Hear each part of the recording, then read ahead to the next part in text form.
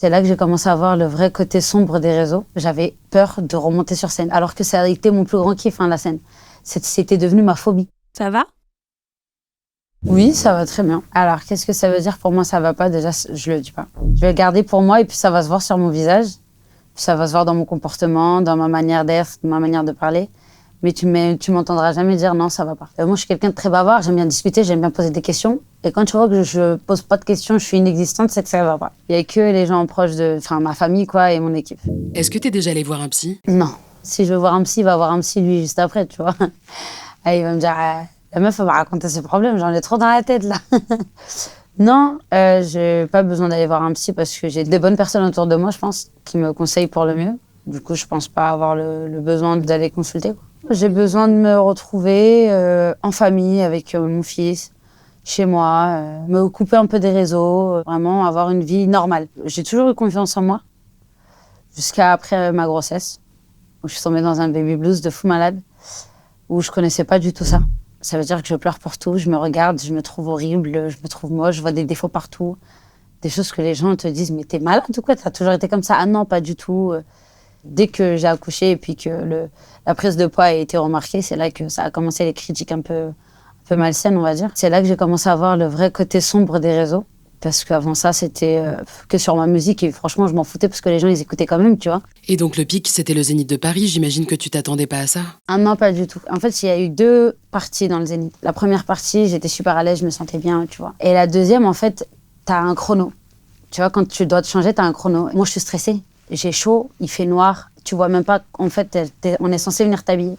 Mais je vois, il y a personne. Et là, je vois mes sœurs qui paniquent, qui viennent, qui m'habillent, qui trouvent le premier truc venu et ils m'habillent. Et puis, une fois que c'est monté jusqu'à là, je regarde et je dis, mais c'est pas ma tenue. Mais sauf que là, il reste 1 minute. Au moment où je mets les pieds sur scène, déjà, je sais que ça va pas. Parce que je me sens pas bien. Et quand tu te sens pas bien, tu vois, tu fais plein de... Tu te renfermes sur toi, ça se voit en fait que tu te sens pas bien, que t'es pas à l'aise. Du coup, je pense que les gens, ils ont remarqué qu'à ce moment-là, ma prise de poids, parce que dans la première tenue, personne m'a calculé, j'étais à l'aise, je sautais, je courais. Et puis là, j'essayais, tu sais, un peu plus de me cacher, j'avais plus de mal à bouger, j'étais vraiment pas à l'aise, tu vois. Et j'appréhendais. J'ai attendu la fin du concert et franchement, mon cœur, il battait à 100. En fait, j'ai même pas savouré mon zénith au final, tu vois. J'ai savouré que les 30 premières minutes. Et puis les 40 dernières, les 50 dernières, c'était un enfer pour moi. Du coup, je savais que la foudre allait tomber. Je m'y attendais, mais je m'attendais pas à autant d'acharnement, vraiment. Je me suis dit, bon voilà, quoi, il y a des haters partout, ils vont critiquer, mais là, j'avais l'impression que c'était la terre entière. Le soir même, le lendemain, ça a continué pendant presque 1 semaine. Et moi, 2 jours après, j'avais un concert encore. C'était à Amiens, mais j'étais déjà tombée dans un trou, mais tu peux pas t'imaginer. J'avais peur de remonter sur scène, alors que ça a été mon plus grand kiff, la scène. C'était devenu ma phobie. Genre, je me suis dit, si je monte sur scène, ils vont m'attaquer encore et je vais jamais ressortir de mon trou. Donc, du coup, je suis partie en crise d'angoisse, tu sais, une grosse boule au ventre, un ulcère limite, où à peine je parle, je suis essoufflée, à peine j'ai les larmes qui coulent. En fait, j'avais l'impression d'être dans une dépression, mais intense, mais de fou malade. Genre, tu pouvais me parler, me dire, tu me dis non, je pleure. Et c'est là que j'ai vu qu'en vrai de vrai, j'acceptais pas la critique. Alors qu'avant, je m'en foutais. Tu vois, tu peux me critiquer sur tout ce que tu veux, mais là, en vrai de vrai, le physique, c'est dur. Je te jure que c'est dur, surtout quand tu te sens pas bien dans ta peau. J'ai même voulu arrêter carrément. J'ai dit, je veux plus qu'on me filme. Je veux plus qu'on me voit.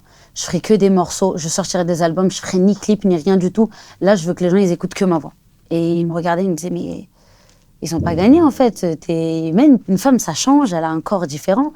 Tu vas encore avoir des enfants. Tu vas ceci, tu vas cela. Et après, quand j'ai appris, pour ma grossesse, pour tout, je me suis dit, mais en fait, c'est la vie. C'est la vie, je fais accoucher et puis je vais montrer aux gens qu'en vrai de vrai, du poids, ça se perd, ça se gagne, ça se perd, ça se gagne. Tu vois, il y en a qui ont des vergetures, il y en a qui ont de la cellulite, il y en a qui ont de la graisse, il y en a qui ont des os, tu vois. Mais chaque femme est comme elle est et en vrai de vrai, il faudrait que je m'assume. Si je m'assume pas moi, il n'y a personne qui va m'assumer. En fait, les gens, quand tu parles de chirurgie, déjà, ils aggravent le truc. Il y en a, c'était pour perdre du poids.